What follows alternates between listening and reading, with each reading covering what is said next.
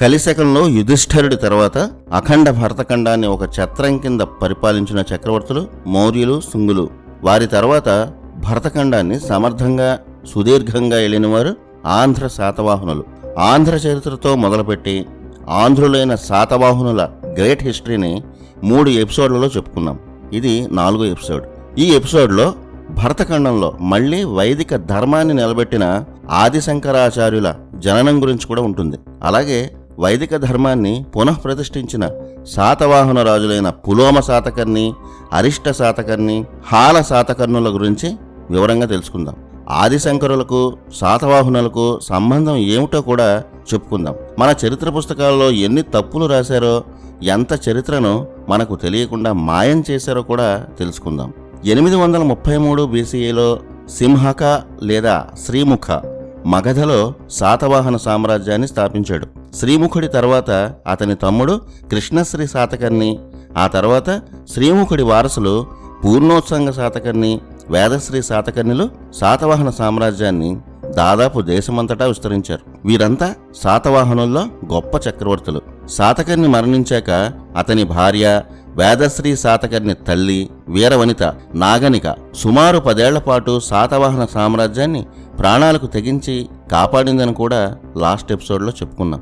మన తెలుగు ప్రాంతాన్ని ధాన్య కటకం రాజధానిగా సుసంపన్నం చేసిన దేశభక్తులు శాతవాహనులు. 56 ఏళ్లు సుదీర్ఘంగా పరిపాలించిన వేదశ్రీ శాతకర్ణి 708 బీసీఈలో మరణించాడు. ఆ తర్వాత చాలా కాలం పాటు శాతవాహన సామ్రాజ్యానికి బలమైన చక్రవర్తి లేడు.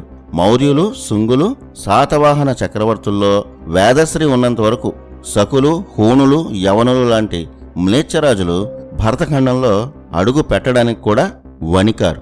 వారిని మన చక్రవర్తులు తరిమి కొట్టారు. కానీ వేదశ్రీ శాతకర్ణి మరణించిన తర్వాత పరిపాలించిన బలహీన చక్రవర్తులు విదేశీ దురాక్రమణదారుల నుంచి తీవ్రమైన దాడులు ఎదుర్కొన్నారు. ఈ శకులు, హూణులు, యవనులు వీరంతా ఒకప్పుడు భరతఖండం నుంచి బహిష్కరించబడిన అరాచక శక్తులు. వీరి చరిత్ర గురించి ఒక ఫుల్ వీడియో త్వరలోనే వస్తుంది. ముందుగా శాతవాహనుల్లో వేదశ్రీ శాతకర్ణి తర్వాత శాతవాహన చరిత్ర ఏమైందో తెలుసుకుందాం. 708 బీసీఈలో శాతవాహన చక్రవర్తుల్లో 4వ వాడైన వేదశ్రీ శాతకర్ణి మరణించాడు.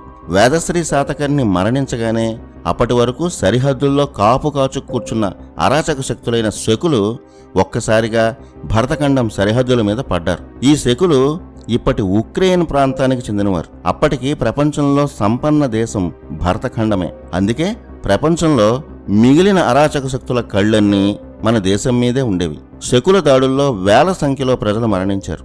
అందిన కాడికి శకులు దోచుకొని చిన్న చిన్న ప్రాంతాల్లో, ఎక్కువగా ఇప్పటి మహారాష్ట్ర, గుజరాత్ ప్రాంతాల్లో తిష్టవేశారు. వేదశ్రీ శాతకర్ణి తర్వాత అతని కుమారుడు స్కందశ్రీ శాతకర్ణి 708 బీసీఈలో రాజు అయ్యాడు. ఇతను 18 ఏళ్లు పరిపాలించాడు. ఈ స్కందశ్రీ శాతకర్ణి అంత శక్తివంతుడు కాదు. ఇతని కాలంలోనే శాతవాహన సామ్రాజ్యం పట్టుకోల్పోయింది. స్కందశ్రీ తర్వాత లంబోదర శాతకర్ణి, అపీతక శాతకర్ణి, మేఘ శాతకర్ణి, శాతశ్రీ శాతకర్ణి, స్కంద శాతకర్ణి, మృగేంద్ర శాతకర్ణి, కుంతల శాతకర్ణి, సౌమ్య శాతకర్ణి, శాతకర్ణి పరిపాలించారు. ఈ 10 మంది శాతవాహన చక్రవర్తులు శ్రీముఖుడి మనవడు అయిన వేదశ్రీ శాతకర్ణి తర్వాత పరిపాలించారు. వేదశ్రీ శాతకర్ణి తర్వాత అంటే 708 బీసీఈ నుంచి 593 బీసీఈ వరకు 115 ఏళ్లు ఈ 10 మంది శాతవాహన చక్రవర్తులు పరిపాలించారు. అసమర్థులైన ఈ 10 మంది చక్రవర్తులు పరిపాలించిన 115 ఏళ్లలో ఇతర సామంతులు, శకుల దాడుల వల్ల శాతవాహన సామ్రాజ్యం చాలా వరకు కోల్పోయింది. ముఖ్యంగా విదేశాల నుంచి వచ్చిన శకరాజుల వల్ల శాతవాహన సామ్రాజ్యం తీవ్రంగా నష్టపోయింది. అఖండ శాతవాహన సామ్రాజ్యం ప్రస్తుత తెలుగు ప్రాంతాలకు, మహారాష్ట్రలో కొంత భాగానికి మాత్రమే పరిమితమైపోయింది. ఇలాంటి పరిస్థితుల్లో మళ్లీ ఒక శక్తివంతమైన శాతవాహన చక్రవర్తి జన్మించాడు. అతనే శాతకర్ణి కుమారుడు పులోమ శాతకర్ణి. చరిత్రలో ఈ పులోమ శాతకర్ణి గురించి రాసిన వాటిలో అతి పెద్ద తప్పు ఏంటంటే ఇతను కాణ్వరాజు సుశర్మను వధించి మగధను సాధించాడని రాశారు. ఇది చాలా పెద్ద బ్లండర్. కాణ్వ వంశంలో చివరి రాజైన సుశర్మను శాతవాహనుల తొలి చక్రవర్తి శ్రీముఖుడు 833 బీసీఈలో వధించి శాతవాహన సామ్రాజ్యాన్ని స్థాపించాడు. పులోమ శాతకర్ణికి శాతవాహన చక్రవర్తిగా పట్టాభిషేకం జరిగిన సంవత్సరం 593 బీసీ. అప్పటికే కాణవరాజు సుశర్మ మరణించి 240 ఏళ్లయింది. కాణవ సామ్రాజ్యాన్ని పూర్తిగా నిర్మూలించిన తర్వాతే శ్రీముఖుడు శాతవాహన సామ్రాజ్యాన్ని స్థాపించాడు. పులోమ శాతకర్ణికి కాణ్వ చక్రవర్తి సుశర్మకు అసలు సంబంధమే లేదు. పులోమ కాలానికి అసలు కాణ్వ రాజ్యమే లేదు. ఇంత పెద్ద పెద్ద తప్పులతో మన చరిత్ర పుస్తకాలు నిండిపోయాయి. పులోమ శాతకర్ణికి పట్టాభిషేకం అయ్యే నాటికి, అంటే 593 బీసీఏ నాటికి శకులు, యవనులు, స్థానిక సామంతులు పాటలిపుత్రను, సరిహద్దు రాజ్యాలను ఆక్రమించి పరిపాలిస్తున్నారు. వారందరి మీద యుద్ధం ప్రకటించి మళ్లీ మగధను స్వాధీనం చేసుకున్న శాతవాహనుడు పులోమ శాతకర్ణి. శ్రీముఖుడి తర్వాత అంతటి శక్తివంతుడిగా పులోమకు పేరుంది. శకులను భరతఖండ హద్దుల అవతలకు తరిమి తరిమి కొట్టిన వీరుడు పులోమ.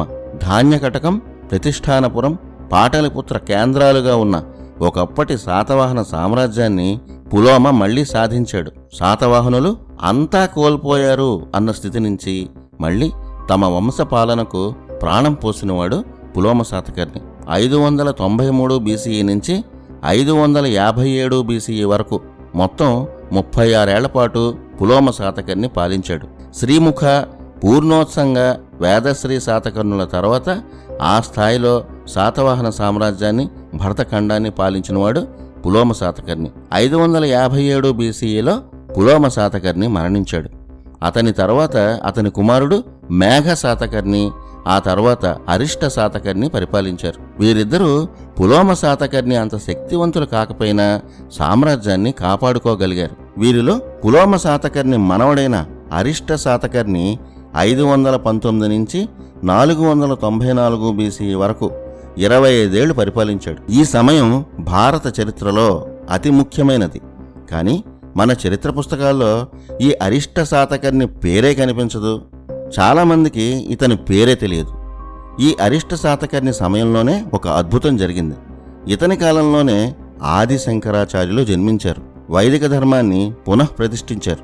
శాతవాహనులు వైదిక ధర్మాన్నే పాటించారు. కానీ మౌర్యుల కాలంలో విస్తృతమైన ఇతర మతాల వల్ల వైదిక ధర్మానికి ప్రమాదం ఏర్పడింది. వైదిక ధర్మాన్ని పూర్తిగా తుడిచిపెట్టేందుకే పరాయి ధర్మాలు ప్రయత్నించాయి. భరతఖండానికి ఆత్మ, మన దేశ సంస్కృతికి తల్లివేరు వేద సనాతన ధర్మం. ఆ ధర్మం లేని రోజు అంతా అరాచకమే.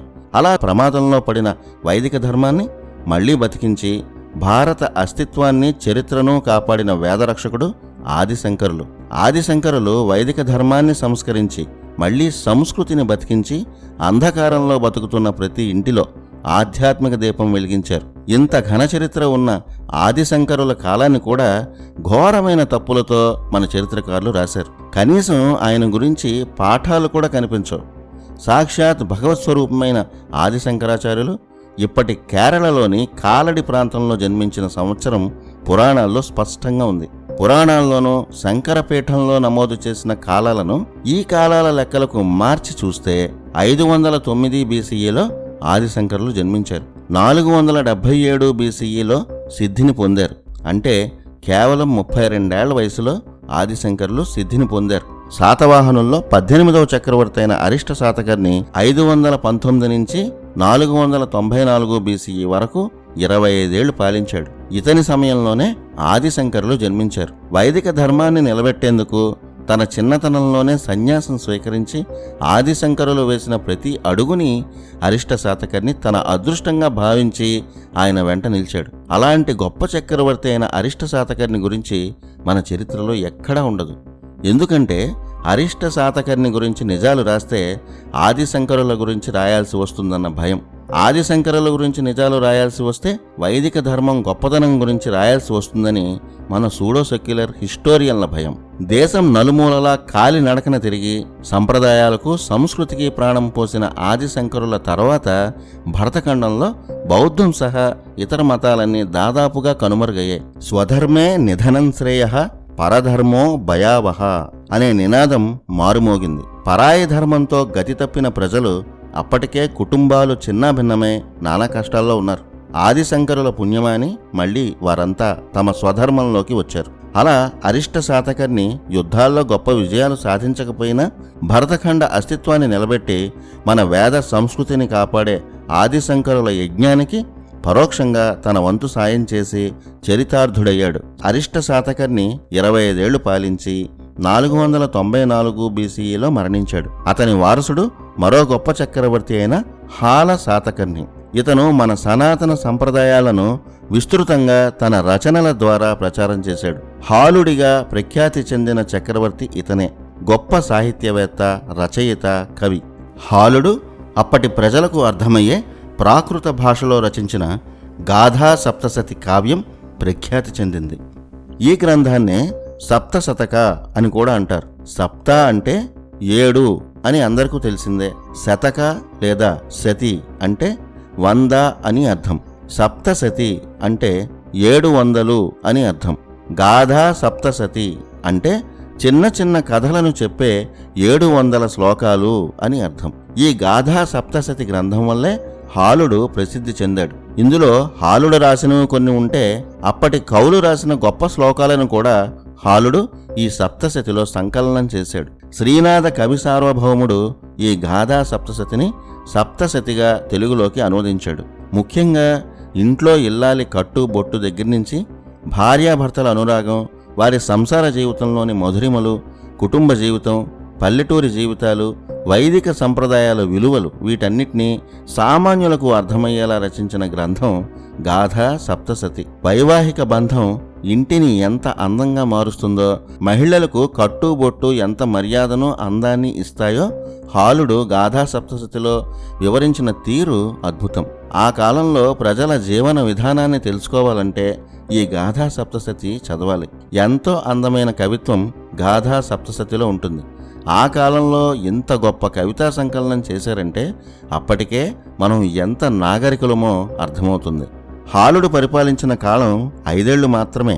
494 నుంచి 489 బీసీఈ వరకు మాత్రమే పరిపాలించాడు. కానీ ఈ 5 ఏళ్లు సాహిత్య రచనకు స్వర్ణయుగం. అంతేకాదు, ప్రపంచ సాహిత్యంలో లౌకిక సాహిత్యానికి సంబంధించిన అతి ప్రాచీన రచన గాథా సప్తశతి. ఇలాంటి చరిత్రను ఎంత గొప్పగానో పుస్తకాల్లో చెప్పాలి. ఆ విషయంలో మన మోడర్న్ హిస్టోరియన్స్ పూర్తిగా ఫెయిల్ అయ్యారు. కనీసం ఈ హాలుడి గురించి కూడా మన చరిత్ర పుస్తకాల్లో సరిగ్గా చెప్పలేదు.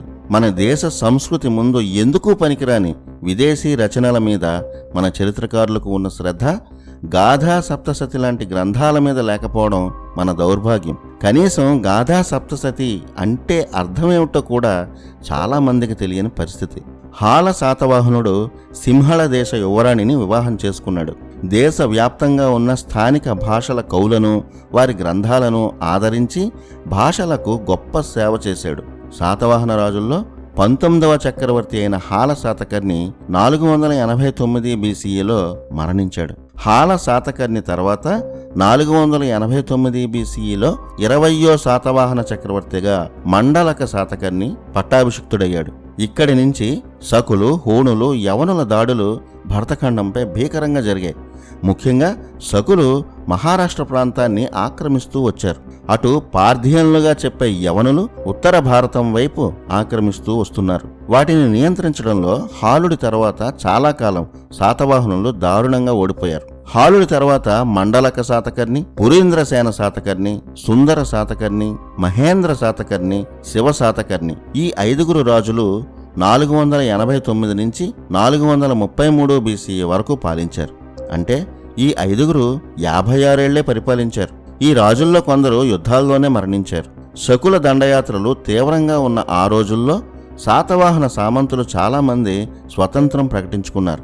అలా 24వ శాతవాహన చక్రవర్తి అయిన శివశాతకర్ణి నాటికి అఖండ శాతవాహన సామ్రాజ్యం ధాన్యకటకం కేంద్రంగా ఆంధ్ర ప్రాంతం వరకే మిగిలి సామాన్య రాజ్యం స్థాయికి దిగజారిపోయింది. శాతవాహన శకం ఇక ముగిసిపోయిందనే అందరూ అనుకున్నారు. సరిగ్గా అప్పుడే శాతవాహన ఖ్యాతిని ప్రపంచవ్యాప్తం చేసిన ఒక మహావీరుడు జన్మించాడు. అతనే గౌతమీపుత్ర శాతకర్ణి. ఇతను 25వ శాతవాహన చక్రవర్తి. శివ శాతకర్ణి భార్యల్లో పెద్ద భార్య గౌతమి బాలశ్రీ. ఆ గౌతమి కుమారుడే ఈ శాతకర్ణి. భరతఖండ చరిత్రను, తలరాతను మార్చి దేశం మీసం తిప్పిన గౌతమీపుత్ర శాతకర్ణి, ఆ తర్వాత వచ్చిన శాతవాహన చక్రవర్తుల గురించి నెక్స్ట్ ఎపిసోడ్లో చెప్పుకుందాం. జై హింద్.